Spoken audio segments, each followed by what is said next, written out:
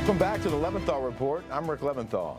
Canadians are voting today in a snap election after one of the wildest campaigns that country has ever seen.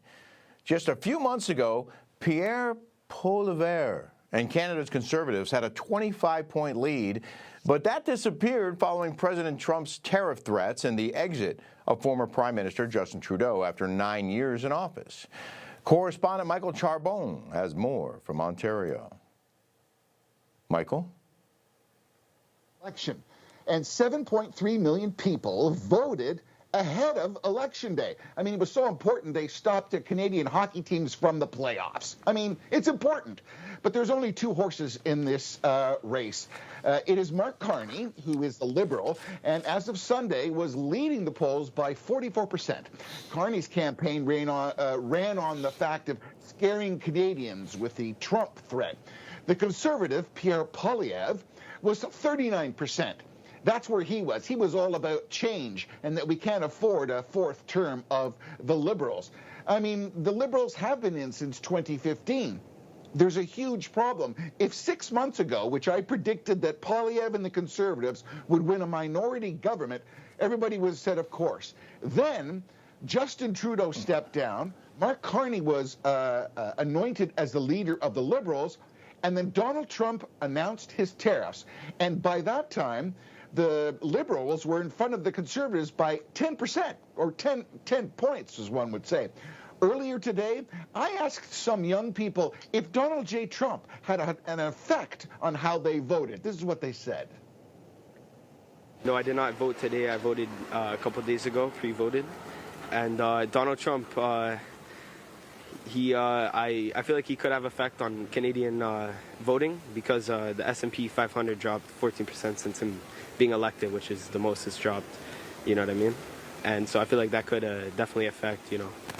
I did vote today, but I don't think Donald Trump had an effect on my vote personally, but I could definitely see how he has had an impact on other people's votes. So a lot of things that were happening was that they constantly were talking about how Poilievre was parroting things that Donald Trump had to say. That's because Poilievre was all about lowering deficits, hardening our borders, taking capital with our energy. And we're going to see. I still believe it could be a minority government. And the reason why is I think if we remember to the first term, Rick, where you had Hillary Clinton and everybody said it was going to go. She had the fireworks ready. She had the hats printed. And when Donald Trump won, everybody said, oh, my God, the polls were wrong. Well, I'm hoping for the same thing. And I'm hoping for Canada that it's the same thing, Rick. Michael, thank you for exposing just how bad my French is. Apparently, it's pronounced Poilievre. I would never have guessed that. You're Poilievre. I got to say, pausing hockey in Canada is like pausing the NFL in America, and that would never happen here. So I think you're out as the 51st state based on that alone. 37 days of an election. I think that's even more of a challenge. And we didn't like raise $200 million. No. I mean, it's a different scenario up here for sure. But what I'm hearing is that this Conservative candidate had this massive lead, and it just evaporated into thin air. And now it sounds like it's too close to call. You're going to find out tonight, I'm being told. Is that possible? You'll find out tonight who won.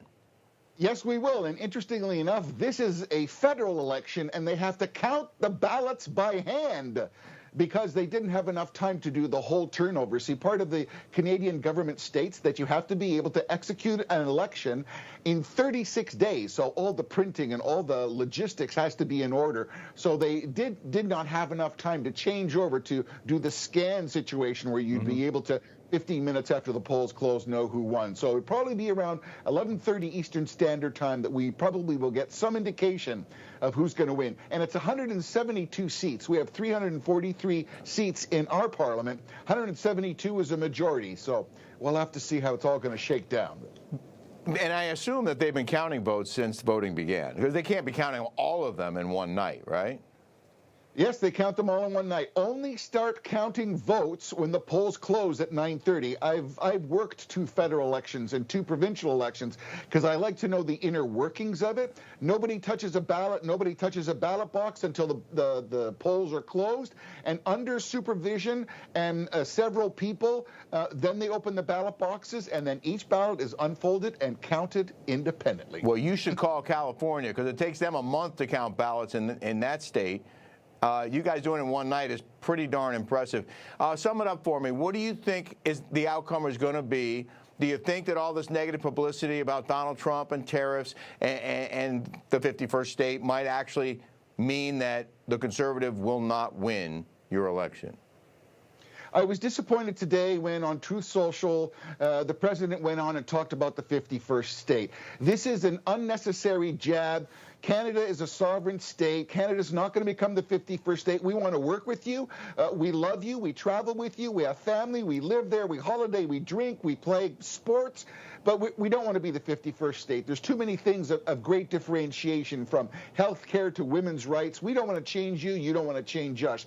But we want to work together. And it is my hope that Canadians saw some clarity in what America did in electing Donald Trump to clean house, talk about deficits, get your border in order, and understand that we are more powerful as a North American group working together than we are singularly, which is what Carney wants, and putting tariffs against each other. That's what I'm hoping.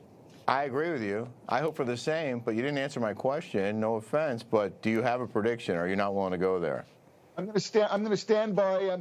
I'm going to either eat crow, but I'm going to stand by my prediction. I believe that the Conservatives are going to pull out a minority government because I think, regardless of all the noise from Donald Trump against us, they realize that we need some surgery. We have a patient up here as well who needs a little attention. Well, I appreciate that. That was good. I appreciate that. And I also appreciate the man bun on the guy you interviewed apparently a couple days ago out in the streets there. Great to see you as always, sir. Excellent job. And we look forward to hearing the results. We're going to talk about it on this show tomorrow. So thanks again. Okay. Stick around, everybody. We're going to be right back.